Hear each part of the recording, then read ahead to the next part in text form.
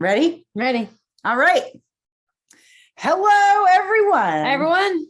Welcome to the results commentary of Hannah and Lisa's Wingspan March Madness 2022. Today, we are talking about the results of pairs 17 through 24. Part 3. Yes, day 3. Day 3. Okay. Are you ready? Ready. Here we go. Okay. Not a real surprise here. No, but the Atlantic Puffin has achieved so far the highest percentage of votes of any other bird.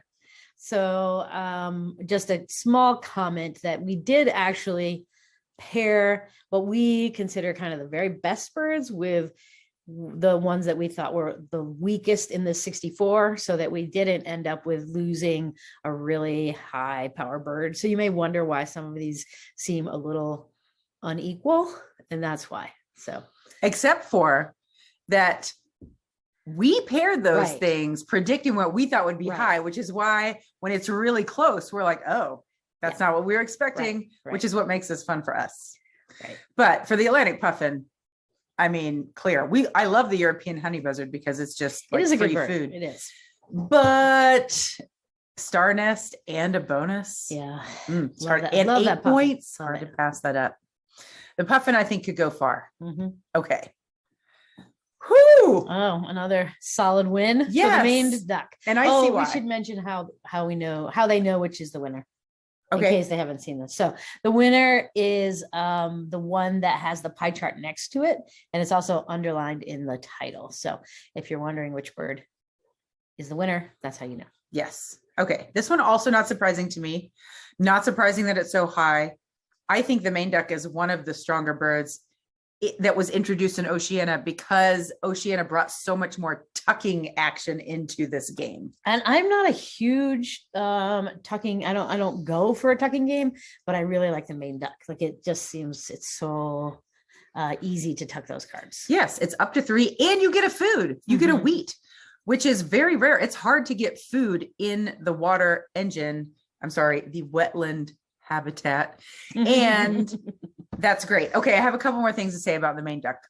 In one of our last videos, I may have said some unkind things about the Canada goose. I think we called it dictatorial. I think you called it dictatorial. And mean. I think you said mean. Yes, correct. Okay. I will just, I acknowledge that I said those things.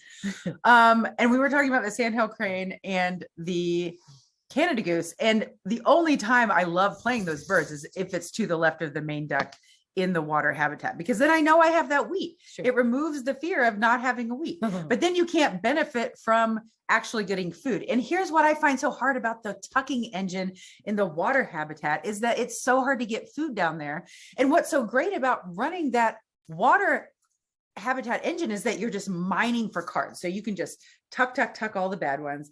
And then you can pull out the ones that are great and you can just play those as needed. But if you don't have a good way of getting food, you're going to have to go run other engines sometimes. However, I think the people who really, really get into the tucking game are not even trying to play a lot of birds.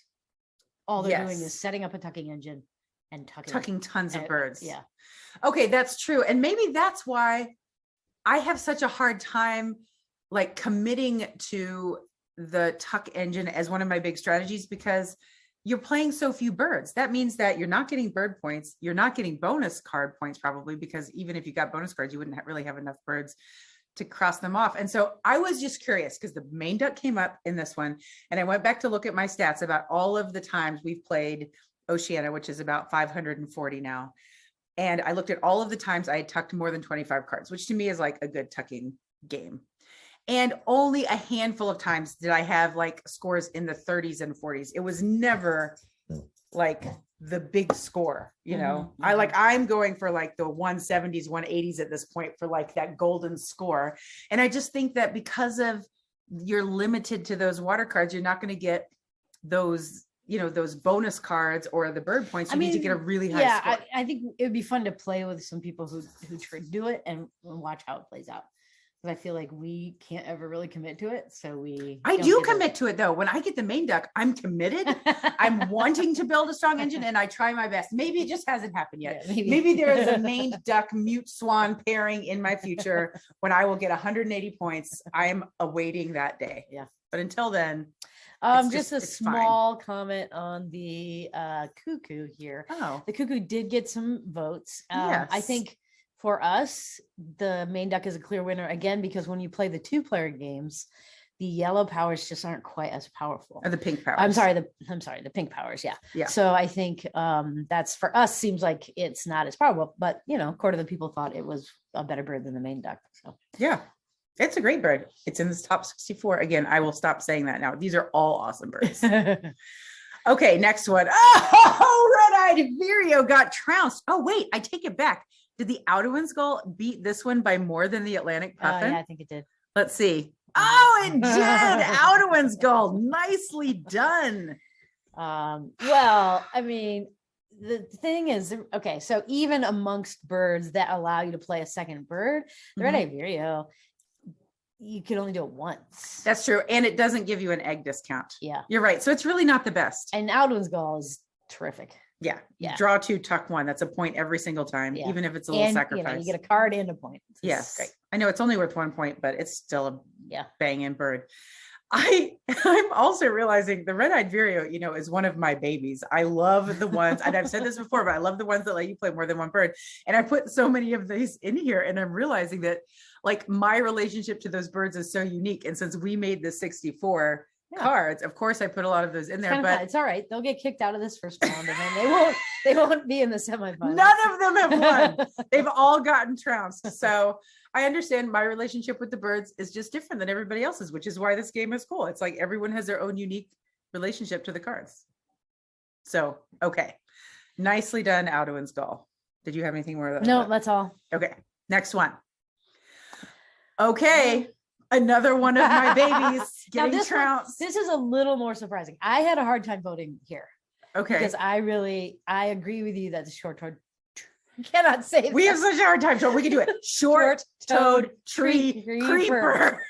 Short-toed tree creeper. We usually say short-toed tree creeper.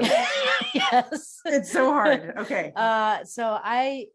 This is a much more powerful bird to me than the red-eyed vireo in the previous slide. So I think the Bell's vireo, this is a close call, because you do get you can get a lot of points from the short-toed tree creeper. Yes, because you could potentially play 4 birds for free, which is why I love these. Yeah. Like this one and the gold crest and the moorhen. Oh, I will forever vote for them. But I did vote for the Bell's vireo because, as I've said before, I love the bonus cards, and this is a star nest. So it's just pretty so good simple. bird. Just a simple little good bird. It's classic, original game, always been good. Love it. Okay. Next. Oh, this one was fascinating to me. Also a closer one. Which one did you think was going to win here? I'm pretty sure I voted for lesser whitethroat, and I assumed that would win. Yes. Because I mean, Willy Wagtail, sure, great. These draw face up cards are really nice. They're good birds, but the lesser whitethroat, it is a dictatorial bird. So now we have this we were developing this class of bird that makes you play a certain way. So if you could play the lesser whitethroat, you really have to pay attention about where you're putting your eggs and try to get one of the habitats built all the way out. But if you do that, you can get a lot of extra eggs, which is not only points, but it allows you to not have to run the egg. And with the introduction of Oceania and nectar, because you can play so many more birds with the nectar, I think of eggs mostly as just ephemeral points and tools for getting more birds on the board. I don't think of them as points. Whereas in the original game, I used to think of eggs as like a way to rack up points at the end. I mean, I agree that it's less often that I rack up all my points at the end with eggs, but I still do it. I think I still do it more than you. That occasionally I just go all in on the eggs and get a lot of points that way. And I rarely do that. I wonder if we looked at our stats, if you have higher egg average. Yeah. We'll have to look. Okay. Although, shout out to Willy Wagtail, because you can play it in any habitat. That means that I'm always playing this in the forest or the prairie, because that gives me a card in that engine. That's true. That is true. Which is really nice. Oh, another trouncing that I was not expecting. I thought this one would be more evenly matched. Princess Stephanie's Astrapia is a bit cooperative. Yes. So, and we are seeing that they are not, cooperative ones are not doing as well in this game. European Goldfinch is when we first started playing Oceania, is it Oceania? No, it's European expansion. Yeah. When we first started playing the European expansion game, and this card showed up, it made me so upset because Hannah kept playing it. And every time I like tucked a card to get my point, we said we were not being competitive, but I was feeling very competitive. And like, wait a minute, you get a point too every time I tuck a card. Because in a 2-player game, basically every time I tucked a card, Hannah was also getting a point. And that made me a little crazy. But now that we've sort of gotten into the flow of the game, it doesn't seem to have as much power as it did at that point. I was ready to throw that card out. I couldn't stand it. I would like to acknowledge that I said this game was not a competition and you never said that. That is you true. are playing it, I think, more often to beat me than you are for a high score. Not true, but when we first got this card, if I played it, you would like talk about dictatorial. Yeah. You would organize your whole board so you I would never had to tuck a card. Never. So I just knew if I played that, Lisa would never tuck a card. So which meant you stopped playing it. Yes. Yeah, that was. But funny. now, if you have a tuck engine going, I Yeah. know I can play it. Like Yeah. I feel like you've gotten over that. I have gotten over it. Yes. Yeah. I love Princess Stephanie's Astrapia, kind of like the chipping sparrow, because it's an egg in the water, which Yeah. you always need. And I also Egg in the just, forest. I'm sorry, egg in the forest. Yeah. And I also just love the art. I always stare at it when it's on my board. Those little berries on that thing that it's on. I think it's totally bizarre looking and I love it. Okay. Are we ready for the next one? Yep. Okay. Oh, here we go. Okay. This is an interesting one. I love the common nightingale because, as we've said before, if it's a choose a food type, and now that you've got nectar in Oceania, it's just free nectar. But and it's great. It gives both of us nectars, basically. It's excellent. It also disrupts the pattern of cards that are cooperative and share resources with competitors not getting high votes. This did very well. So nobody I mean, the Tui seems like a great bird. I'm kind of surprised it didn't get more votes. I know. And we accidentally put the Tui and the Superb Lyrebird in here. And Spoiler, neither of them won. Right. Okay. Spoiler. That's great. I love these birds because you have so much choice. I mean, every once in a while, you don't have a lot of cards in your forest and I don't have a lot to choose from, but just in the hope that you will play some awesome stuff over there, I could potentially make that into 4 or 5 different powers. And in a multiplayer game, oh no, you still only have one person. Yeah. Oh, that's right. I mean, I feel like whenever I play the Tui, I can at least copy something decent.